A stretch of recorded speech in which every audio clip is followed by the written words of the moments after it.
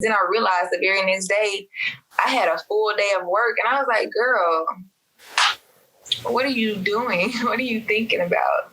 Mm-hmm. So that just kind of like, I just kind of took a step back and was like, yeah, it gets hard, but what else are you going to do? Because, you know, I'm a soldier, for real. You're listening to Guards Down. This is Greg Washington.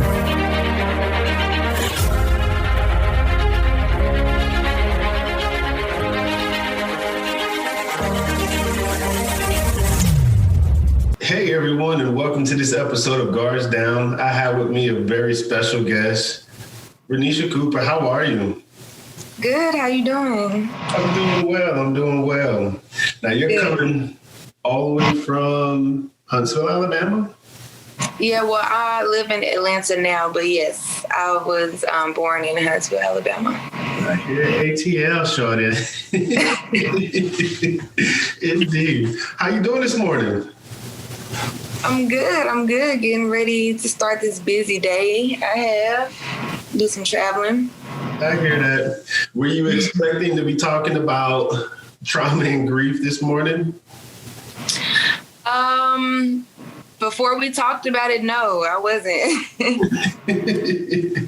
Indeed. Well, look, for all the listeners out here, I met Ranesha over the internet. She was doing a live feed talking about trauma and grief, and you had such an interesting story, and you was asking all of these very, very intuitive questions. And I was like, man, it would be an honor to have you on and just kind of talk about, you know, what you've been through, what you've learned, you know, since then. And hopefully this conversation that we have will help save a life or give someone some tools to put in their toolkit so they can live the rest of the day. Right? Absolutely. And so I'll let you start and just kind of give us your background, where you're from, you know, experiences, the whole nine, and we'll just jump into it.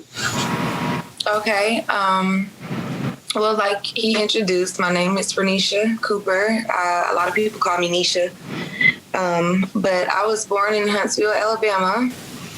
I was raised in the church. So I was raised by a lot of preachers and, you know, musicians and stuff like that. So growing up in that type of life and having to be aware of how we're conducting ourselves and how we are as people was just really tough on a kid growing up. So that was kind of hard, seeing some things I saw and knowing that my, you know, family was in the church. So that brought some struggle with like my beliefs and like things like that. So we ended up moving to Chicago. And that was okay, I guess. It was a lot of drama that went on with that because my mom had not too long ago got a divorce with my dad. So I am a product of a divorced home as well. And yeah, you know what, Greg, it was just a lot of drama. Like I had a lot of drama growing up to be so young. But give me some questions. Give me something that we can talk about specifically. I mean, you was getting into it. I was going to let you roll with it. You know, I mean, moving from Alabama to Chicago, of course, is a whole different pace of life in itself. And then having to go through a divorce, at what age? 8 or 9. Okay. So you spoke on religion. You spoke on, you know, the beginning parts of your like family dynamics. One of the questions I always like to ask and start out with is, growing up, did your surroundings, your family, you know, your friends, your role models, did they teach you how to deal with trauma and grief? No, we weren't. I mean, including us being Black, we weren't really allowed to discuss certain things. It's like secrets swept under the rug type of thing. My family is very high officials in the church. So, a lot of our stuff was very, very secretive. So we weren't really allowed to, well, I won't say allowed because it wasn't like they made us not talk about it, but it was just understood, that certain things we just don't talk about. You just gotta let it go, or either it's just ignored, So it's still a lot of that goes on in my family, a lot. Yeah. So that was pretty much how it was. Mm-hmm. And so you say secretive, and it almost has this negative connotation to it, but we know it's not necessarily negative, right? It's more so if you're in this position, you want to be seen in a certain light when you are in a leadership position trying to help others. Mm-hmm. And, you got to come off as if your issues together, right? Right. So it's kind of, and I think that's kind of where it started with me caring about what other people thought of me. I think that's kind of like where that began. It was just kind of like embedded to understand that these people are watching us and we have to set the example. Yeah. That's really stressful and tough for a kid to come up like that. Yeah. And so being in that kind of position, or, your family being those type of role models, and having that high standard and expectation, it almost makes you wonder, right? Are those realistic expectations of our religious leaders or just leaders in general? Just knowing that everybody's human and we all make mistakes and slip up and mess up. Mm-hmm. Yeah. I think it kind of hinders them from actually being who they are, because it's like, I won't say it's a facade, but it's definitely like shades on, you know what I'm saying? Or like blockers, so you don't really see what could really be going on. Mm-hmm. I got you. Well, tell us, what's been your experience with trauma and grief? Well, my experience with trauma has basically been pretty violent. So I have some form of PTSD. Just growing up, it's everything I saw. I always, it was either in trouble or, had to get beat for the smallest, simplest things. Let's see. Yeah, and we weren't allowed to cry. So that just made it harder to deal with, and not learning how to, work through emotions and things that happen, how to understand, how to like communicate effectively. So that was, I feel like that was really part of it. I still associate, how my dad treated me and my family. I still associate that with love, because that was like the first man that I was supposed to trust and love and things like that. And the way that he talked sometimes, like, it was just very traumatic. It was the physical and the verbal abuse. Yeah. And so, when a lot of people have this stigma that only military veterans can get PTSD, right? But what we find or learn is that, one, there's various forms of PTSD. Throughout like my research and study, I've heard people refer to it as PTSD, PTSI, which post-traumatic, post-traumatic stress injury, and then just PTS, post-traumatic stress, right? And they all have their different variances. But the biggest part has been, people understanding that when they go through different life experiences and not just combat, right, or being in the military, you develop, this reaction to the trauma that you've been through. And so it leaves you, in a sense, scarred, for lack of a better word, is how I would probably say it. You might. I was thinking handicap. Right. It leaves you, and that's a good way. It leaves you handicapped because when a traumatic event happens and your body responds to it in a certain way, that now becomes a learned behavior on how you respond and deal with that stimulus. Right. And so if it's not addressed, if it's not corrected, if the body can't process it, then every time you have a reaction or, a stimuli, your body will respond in that way, subconsciously or not. So, so in other words, I grew up fighting a lot because that was what I experienced, just like you was explaining. Right, and I would guess so, especially coming from Bama and then going up to Chi-Town. And then to Birmingham. Right. You got to be able to hold your own. And so, you had to learn how to. Okay, let's talk about coping. Tell us about some of the unhealthy coping habits that you had growing up and how you had to correct them and establish newer or healthier ones. Okay. So I didn't really show emotion. I would just kind of bury it.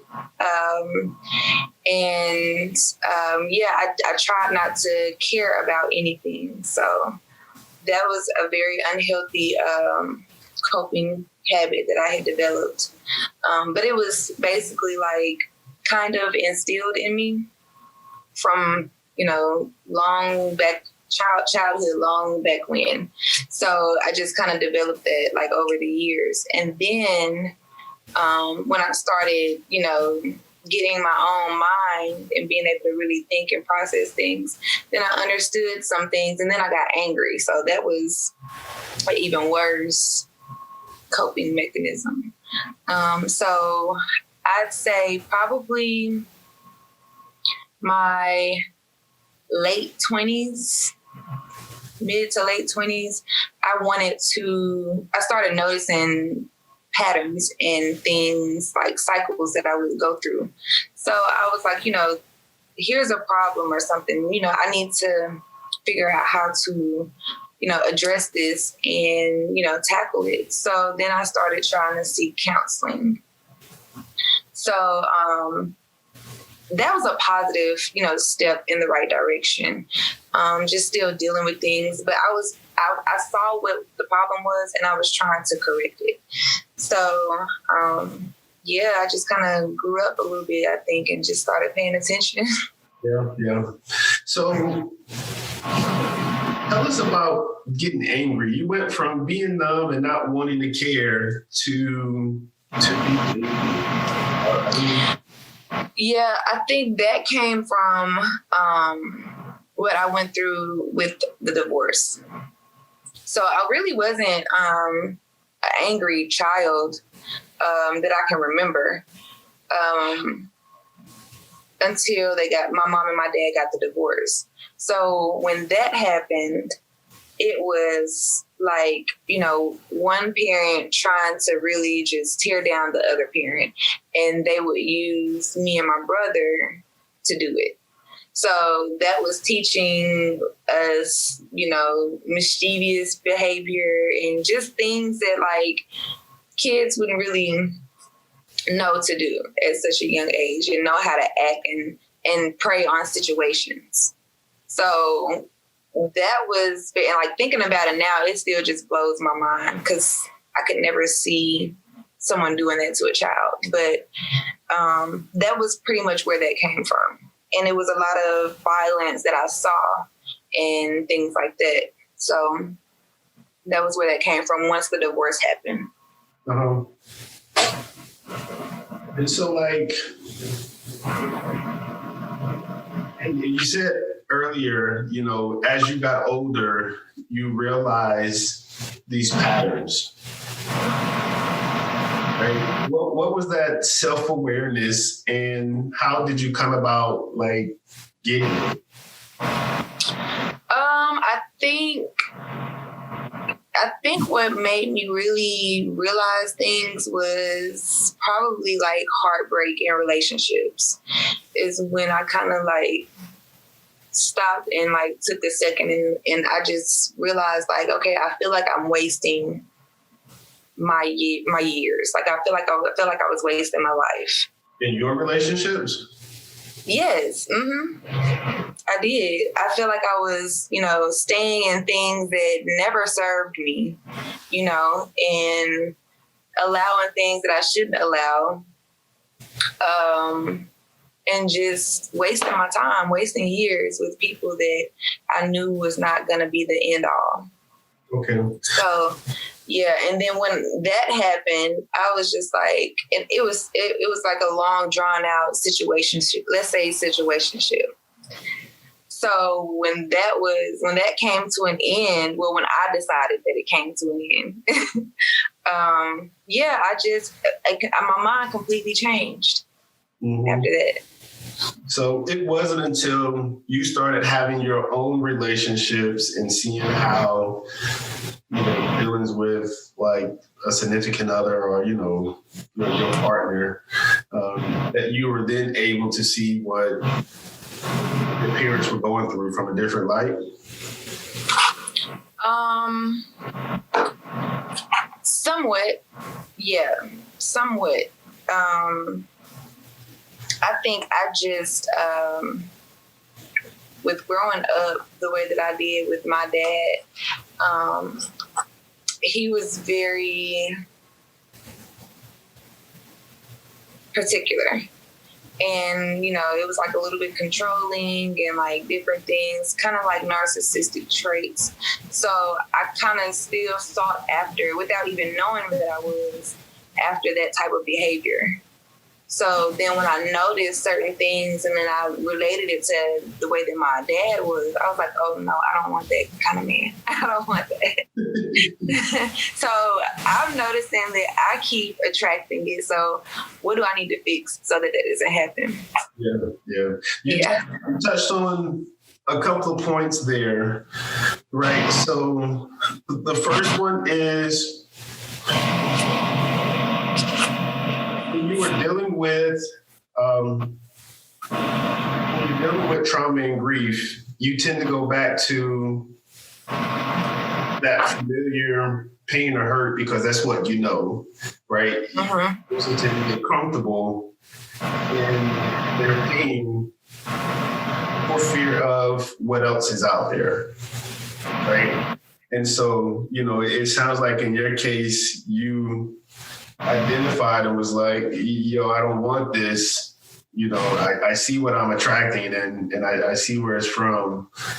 Let me go get help. And so the question then becomes, was your counselor helpful?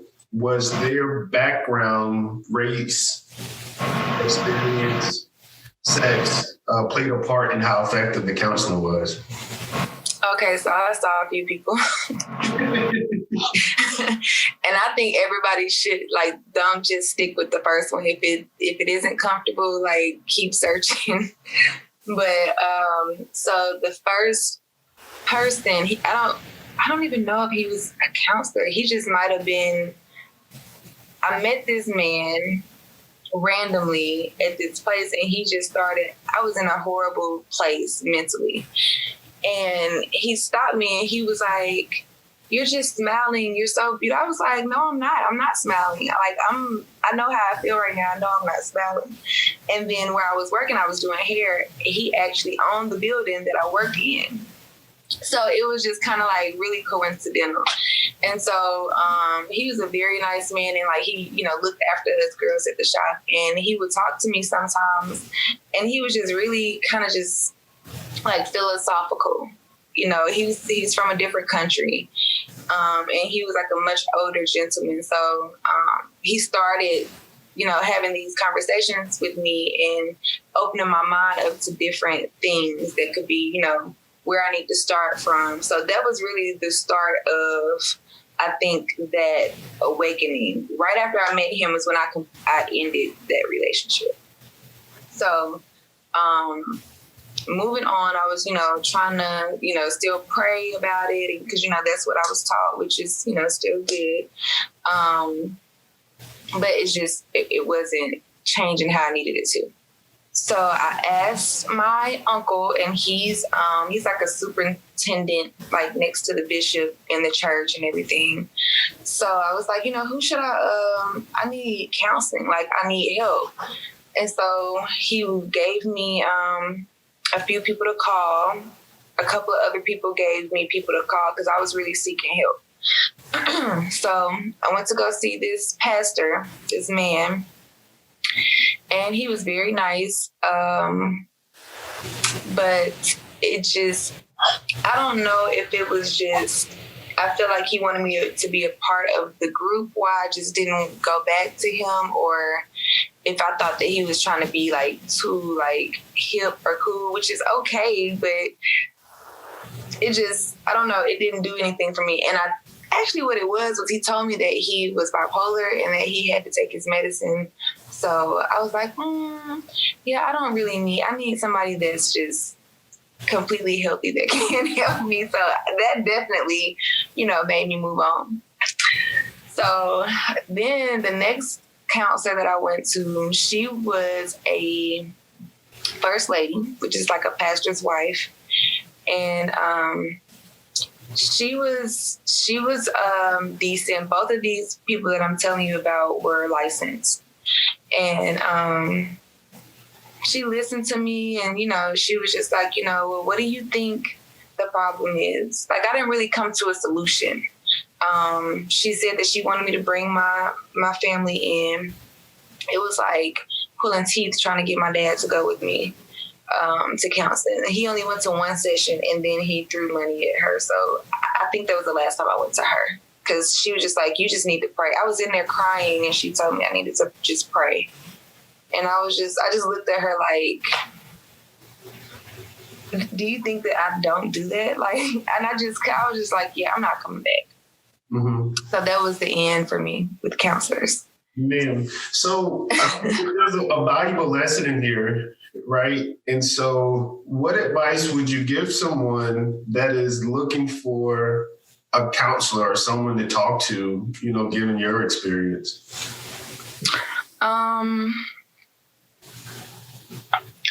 The first thing that I think of is that it's kind of iffy and tricky seeing a counselor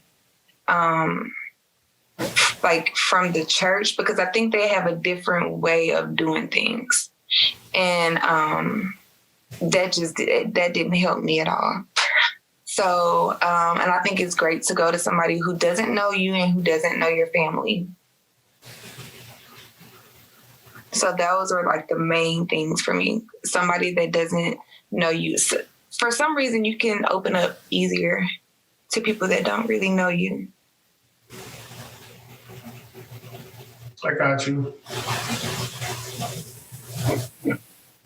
Okay. And the last part to that is around, right, prayer. You said earlier,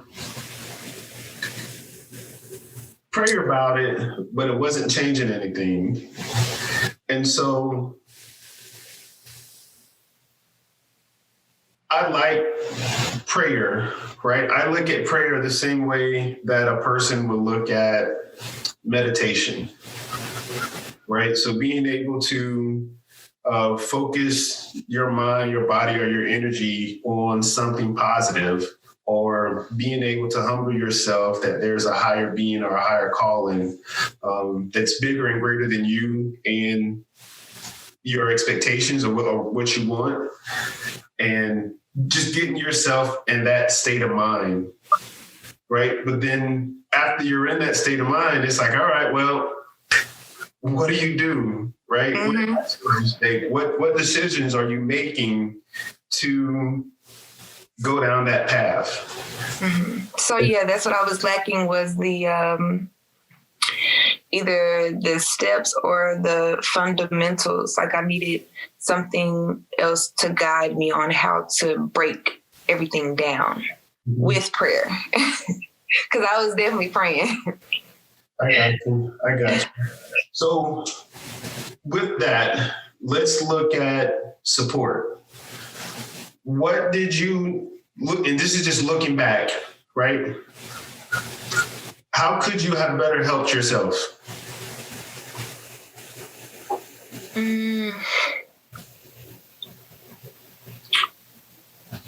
Probably being more mindful of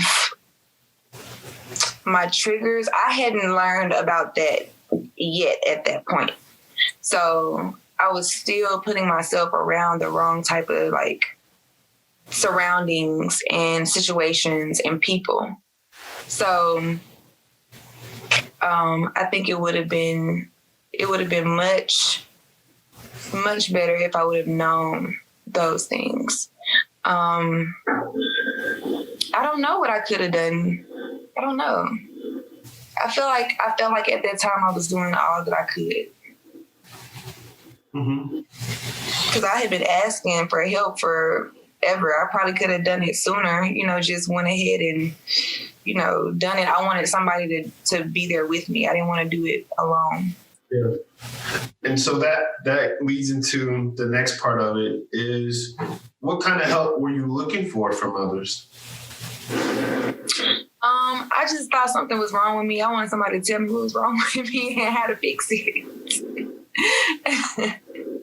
That was really what I was thinking. I was like, I'm not happy, and it's like, I would talk to my friends and family and they're like, girl, you're good. Like you have a good heart. And I was like, no, y'all just don't understand. Like, so I was trying to find somebody that could understand what I was saying, where I was coming from, and help me to work through it.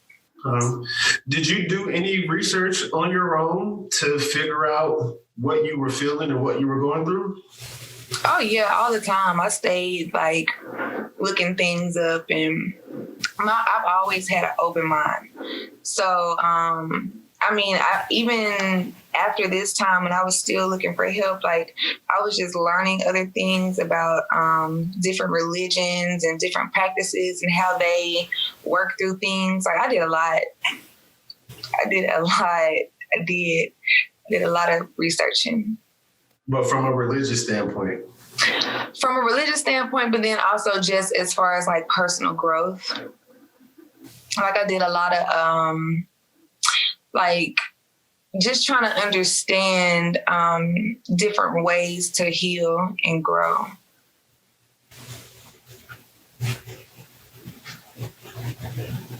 So it wasn't until probably about it might have been about 6 to 8 months after that last counselor, I just kept like praying about it. I was like, I need somebody to help me, with these, like, give me the instructions on how to work through these things. Mm-hmm. And then I randomly met my life coach, and I talk about him on my lives all the time. Limdale Johnson, he's really good. So he really, really helps me to take a step back and actually look at the whole situation from like bird's eye view. Mm-hmm. So he showed me how to like separate myself from my thoughts, which is something that you do in meditation. So he was just teaching me all these things and opening up my mind. I was like, this is what I needed. I needed the fundamentals. I needed to understand why I process things this way. So he really helped me to understand things so I can actually get to, you know, the healing that I wanted. Yeah. Okay. So what's been the toughest part of this whole journey for you? I think the toughest part is giving myself grace. That's probably the hardest part, because it's like when you feel like you understand a certain thing, you expect the change immediately. It don't really happen like that. So when I would still allow certain things, or, you know, be in the wrong, you know,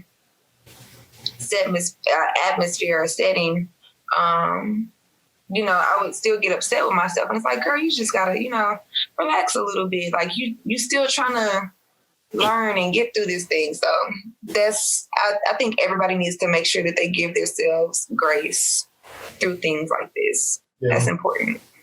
Okay. Well, let's talk about amends. Right, so that old cliche saying, hurt people hurt people. Mm-hmm. Right, so understanding that you were going through things, you were going through, you know, your process. Did you hurt anyone along the way, and how did you make amends? Yeah, for sure. Of course, hurt people all the time, right? So I did definitely. I think probably in relationships is probably where I caused the most damage. And then it was just, I think, me holding on to things because I didn't want, I had that void that I didn't want to let go. You know, I have a void, but I have this person here, and I'm keeping it at a certain level, so I don't have to give too much. You know what I'm saying? Mm-hmm. Which is very selfish. So how other people were doing me, I was not knowingly doing the same thing to other people. So dragging that, relationship out that wasn't going anywhere was what I ended up doing. And then, me in my mind, knowing how aware I'm becoming, I'm just, I know I don't want this. So let me just, verbally say that this is not what it is, but still keep the company here because I don't want this void. I don't want to have to feel this void. I was still doing that thing where I didn't want to feel anything. So yeah, for sure. And I definitely hurt this one particular person I'm thinking about. And I've had the conversation, talked about it, he actually thanked me for showing him and teaching him things that actually helped him propel in his life. But I don't know, some people are still gonna, be angry, and I feel bad about that. I understand. When you really want that relationship and it doesn't work out like that, it can leave you tainted. Yeah, it definitely. So many ways you can go with that part of the conversation. I know.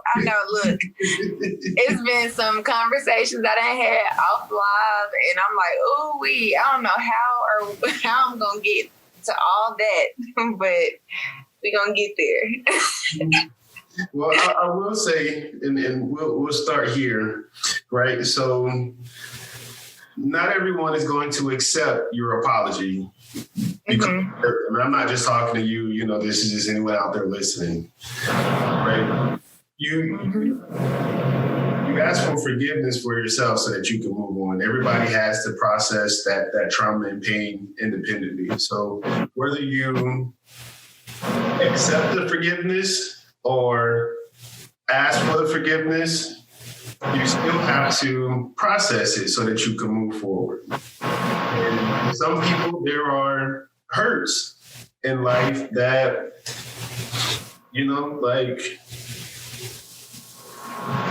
much easier just to step over and be like, I'm done and move on versus like coming back and, you know, trying to forgive and rekindle. It's just, all right, this happened. It happened. I accept that it happened. I'm a pivot and I'm moving this way and I'm just not looking back. So do you think that's unhealthy? Shouldn't you go back and No, I personally don't think that it's unhealthy. I think it's healthy. Every situation is case dependent, right? If I hurt you and I go back to try and apologize to you for the hurt that I caused, and you don't accept it, all right, cool. I wash my hands of it because I tried my part, right? Right. Mm-hmm. I made that effort. And so knowing how that person feels, I have to respect that and respect them and keep moving forward because the negative self-talk, I'm my own worst critic, right, will mentally keep me down and say, oh, you did this person wrong. You're no good. You know, you don't deserve to be happy. You don't deserve this. And so I would constantly stay in this dark place versus, like you said earlier, showing grace for myself and mercy and kindness, right? And allowing me to grow from the situation. Right. I agree.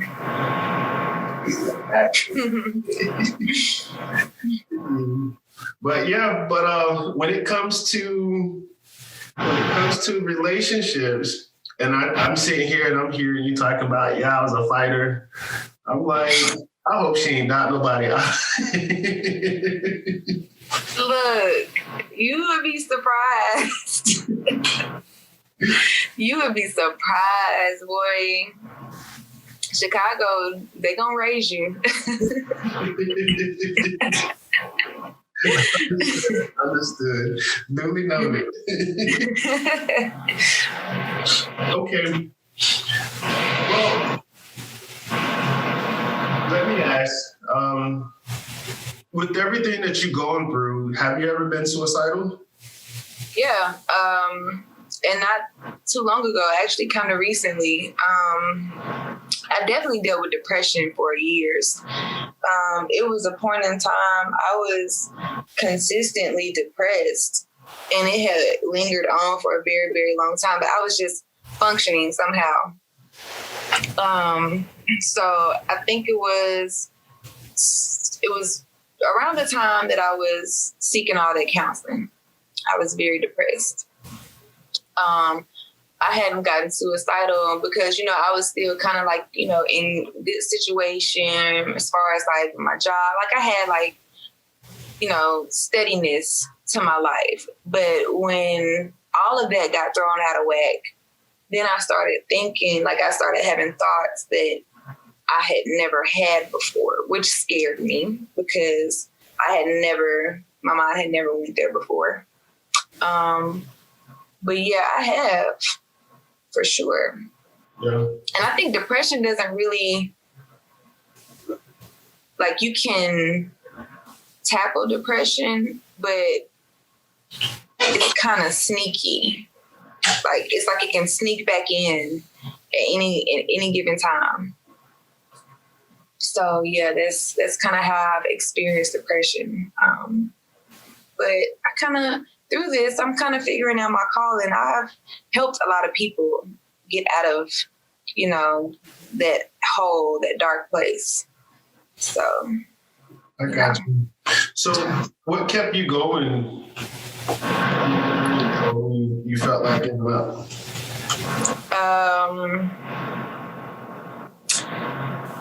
Honestly, I don't even know. I think randomly that whole day, I think I just was kind of just lagging around. Someone called me, I think. I had been talking to my friend about it because she deals with cases like this in her work field.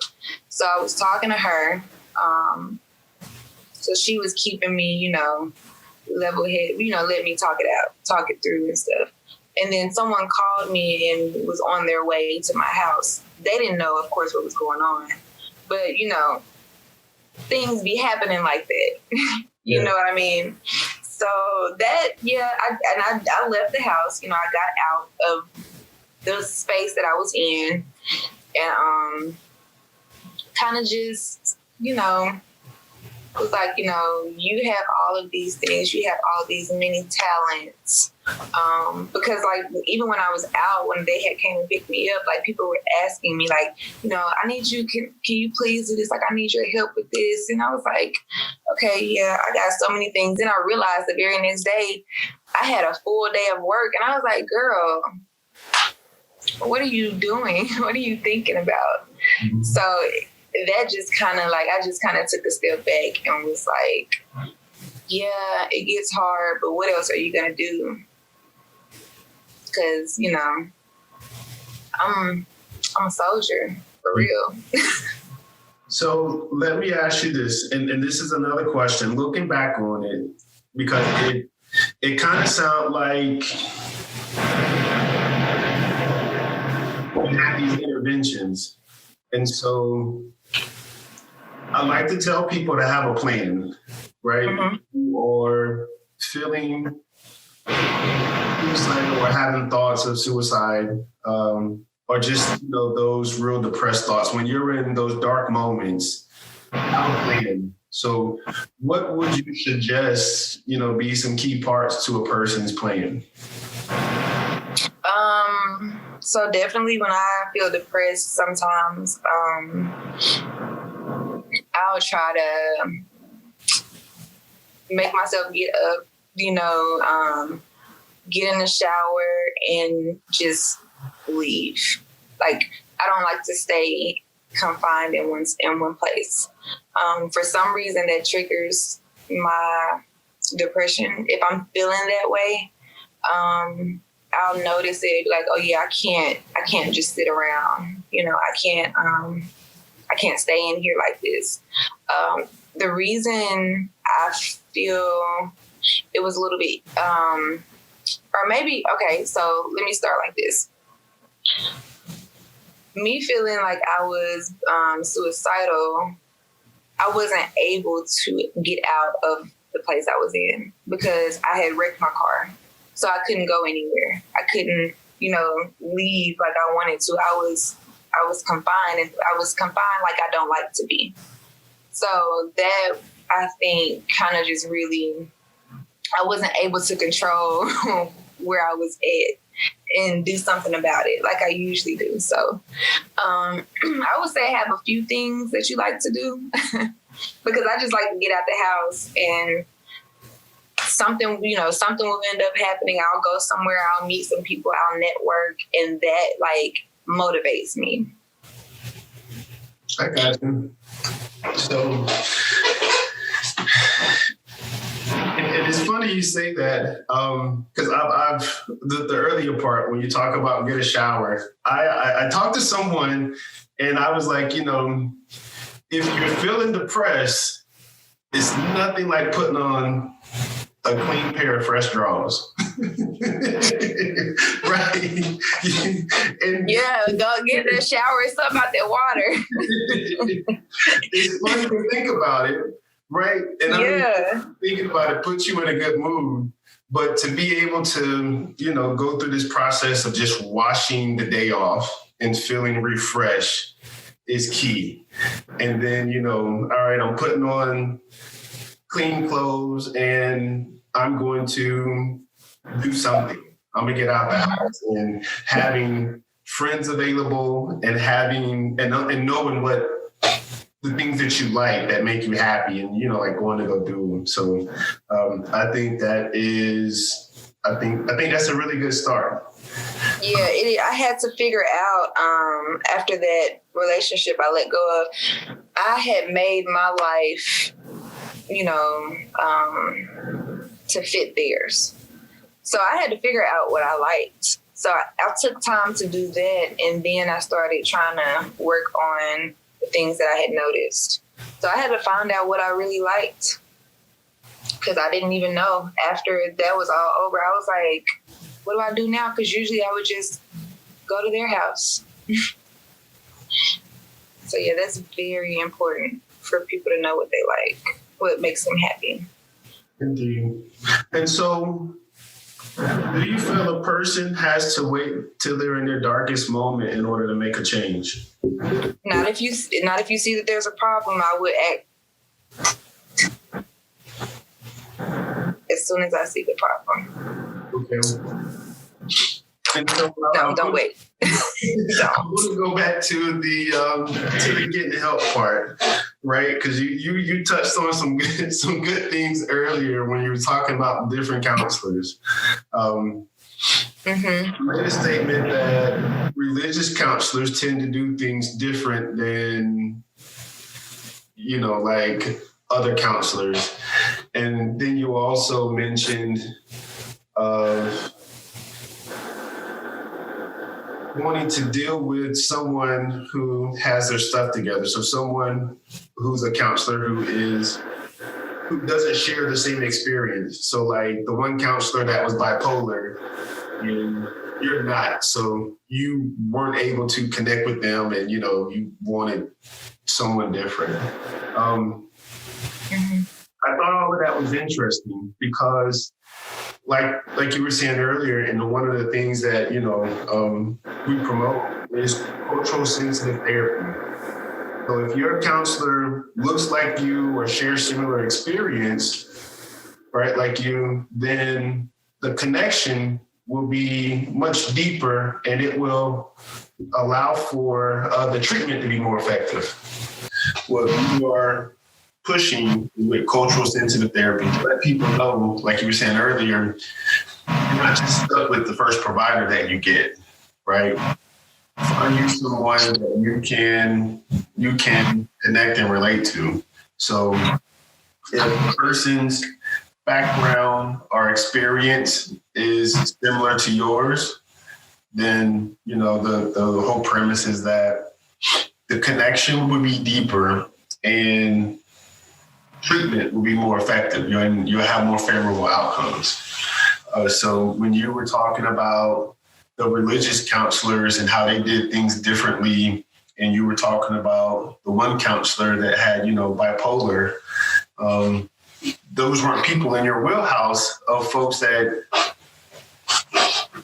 you particularly wanted to get counseling from. So I just wanted you to talk a little more in depth about the selection process for counselors. Okay. Now I'm much more knowledgeable than I was then, because this was a few years ago. But yeah, I just knew. It's like I just knew when it was going to be right, and I just didn't feel right. The two counselors I had went to back to back were from they were pastors basically, and I think, which is not bad to always go back to religion, but I think I'd more so, if it's going to be a spiritual counselor, I would prefer for them to be spiritual and not religious, if that makes sense. Mm-hmm. So that was what I was experiencing, was more so of like a religious approach instead of just spiritual and getting in touch with, my own connection with God, So that was pretty much, the approach with the pastors and pastor's wife. My counselor that I ended up, he's my life coach, but he also counsels me.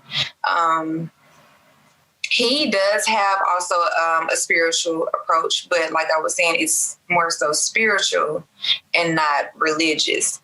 But then he also gives me the fundamentals and the tools that I need to work through things like, exercises and different things that I can do, different ways to think. If I'm thinking a certain way, certain thought process that's not really healthy, how to recognize it, stop it, know where it came from. You know, he kind of taught me how to understand all of that. But with the spiritual account, with the, pastors, they weren't giving me that. So it was just that lack. I knew it was something else that I needed. I didn't know that it was the fundamentals at the time, but now I do. Gotcha. Okay. Well, looking back on everything, what advice would you give your younger self?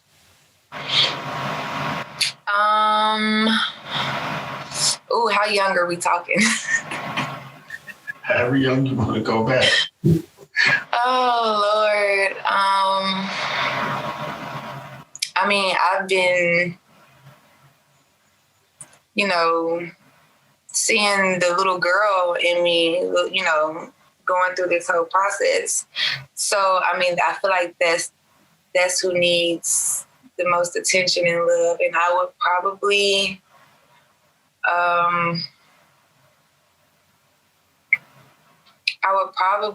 just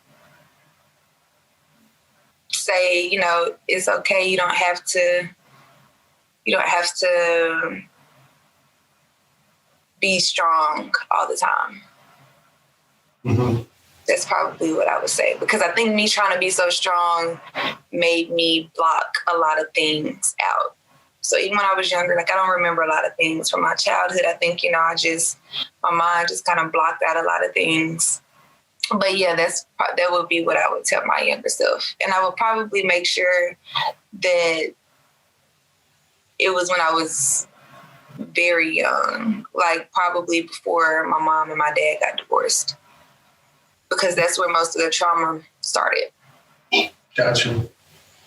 Okay. And so with all this, now, looking back, do you see your growth? Oh, yeah, for sure. It's undeniable. People that knew me in high school and they meet me now, they're like, you're so different. Good. Okay. Well, I just wanted to open up the floor and you share the efforts that you have going on when it comes to mental health or, business, and how people can reach out and connect with you and, follow what you're doing. Okay. So, I'm really a beauty specialist. That's what I do. I do hair and makeup and things like that. So I've always been very, I've loved to just learn about being self-aware. And, I've helped different girls, sitting in my chair and stuff like that. I've always wanted to. Mainly it started with helping women going through things with relationships like that. But then it just kind of, the more work I did on myself, the more I realized, it's bigger than just that. So, I was going through a lot of stuff, and I started, I was like, you know what, I have a lot of knowledge and I want to help other people. So I said, let's create this community. And I started going live. So I go live on Facebook and Instagram as well. My business name is Chaotic Styles. It's chaotic with 2 Ks. Instead of C's, it's KHAOTIK. So on Instagram, I'm Chaotic Styles. Facebook, it's my name, Ranesha Cooper. And I go live every week. We talk about, different traumas and different things that we've had to deal with in our life and how we're getting through it and how we're coping. So, we talk about these things every week, and it's really great. A lot of people, it helps a lot of people going through a lot of things right now. So that's pretty much where I'm starting. They can find me there. And I just want to say thank you, Greg, for inviting me on and to talk about this. So you touched on a lot of things that, I hadn't really thought about. So I have to say a big thanks to you. And I appreciate you. Thank you. I appreciate you for coming on and sharing and opening up. I got a lot out of it today. I hope the listeners out there, I hope y'all got something as well. Please let us know how we can find you if you're on LinkedIn, Instagram, or Facebook. Oh, yeah. So, like I said earlier, my Instagram is Chaotic Styles. It's _ Chaotic Styles. And my Facebook is my name, Ranesha Cooper. And those are the really only two social media platforms that I'm on. Okay. Well, I definitely want to be able to collaborate with you on some more things and really get this out there. The energy was amazing, so I appreciate you coming on. Thank you. Get on the road, so we will wrap this up.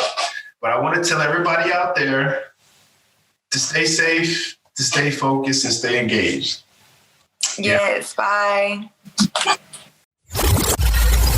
You've been listening to Guards Down with Greg Washington. PTSD and complicated grief are very real. About 8 out of every 100 people will have PTSD at some point in their lives. About 20 to 54% of people with complicated grief will simultaneously suffer from major depressive disorder. And that's why shows like this are hugely important, raising awareness for PTSD and complicated grief. Thank you so much for listening. We hope you've gotten some useful and practical information from this show. We'll be back soon, but in the meantime, hook up with us at guardsdown.com. We are iron.org, on Facebook at Guards Down, and find us on YouTube and Instagram.